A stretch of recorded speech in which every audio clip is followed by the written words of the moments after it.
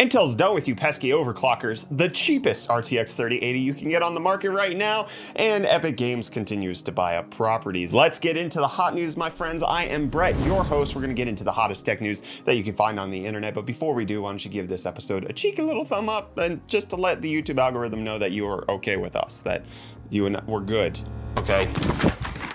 But Intel's not good with overclockers. They're done.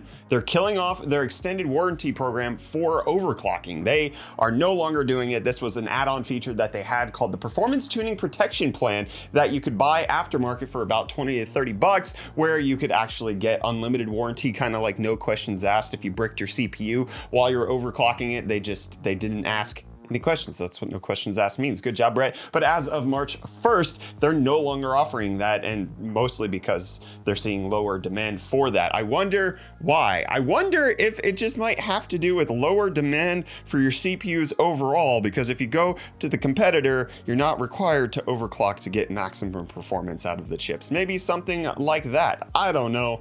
I'm just a pundit. What do you think of Intel dropping overclocking warranty support? Let me know down in the comments. But we also got a bunch more Intel news to go over. We've got new details coming out about the DG2 high performance graphics GPU, where it looks like it's going to be competitive with AMD and Nvidia. This is the card that you're more than likely going to be slotting into your system. So 512 execution units, 8 or 16 gigabytes of GDDR6 VRAM, and we're not quite sure what this is going to translate to in performance, but some people are saying that the specs are similar to RDNA 2, which is the current architecture that AMD is using, which that's fitting because Intel's lead graphics card designer is the person who did stuff at AMD. So it's just AMD being AMD at Intel. Let me know what you're hoping for out of an Intel graphics card. Do you want a super good price? Do you want them to be more on the budget stuff? Do you want them to be more on the extra performance? I want to hear from you down in the comments. But Intel doesn't want to hear no more about when their chips are coming out, because they're already out. Apparently, Mind Factory over in Germany has been selling their 11700Ks. They've allegedly sold 120 of these chips. But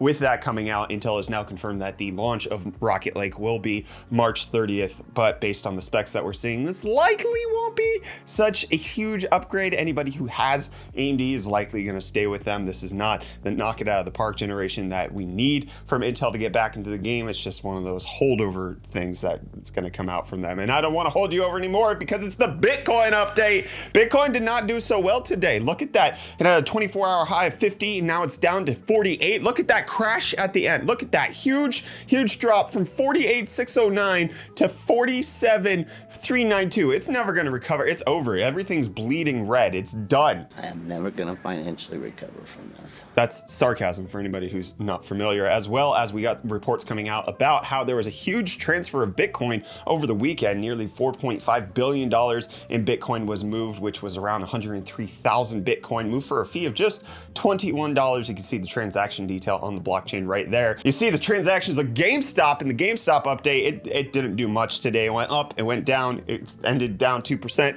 It's up 2% in aftermarket. Looks like the war between the hedge funds and the GameStoppers is going on. That's what I'm calling Wall Street Bets people. They're GameStoppers. So I'm going to stop. This is Wall Street Bets Bitcoin's GameStop update. And Bitcoin's leading to a GPU shortage. So let's go ahead and talk about how this is going to be the most affordable RTX 3080 you can get on the market if you're not lucky, because right now you can get into like random shuffles on Newegg and that kind of stuff. But this, you can just buy it because Razer's Tiny Tomahawk Gaming PC is available starting today. This thing is coming in for the ripe old price of $3,200. I'm actually going to refresh it. Is it still in stock?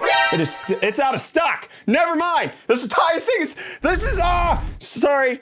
Just, you know, GPU out of stock. Anyways, this is the KFC console and not a KFC console. It has the 9980HK. It had a RTX 3080 for $3,200. Everybody saw that was a good deal. They picked one up. And AMD's hoping that you think this is a good deal. Threadripper Pro getting released officially at this point. It is now out. You can now purchase it. TSMC is trying to get themselves up and running on 3 nanometers. They're saying that they're going to start production later this year. And Epic Games is starting the production of the World Takeover by purchasing the Fall Guys creator of Mediatonic, with Fall Guys now being on Epic Games. However, there was a Q&A that developed where they basically said that this has nothing to do with them going free to play and that this shouldn't change anything as far as them being on Steam. But that was also the case with Rocket League when it was said, oh no, we're going to be on Steam for right now. Everything's okay, until they went free to play and then they were removed from the platform.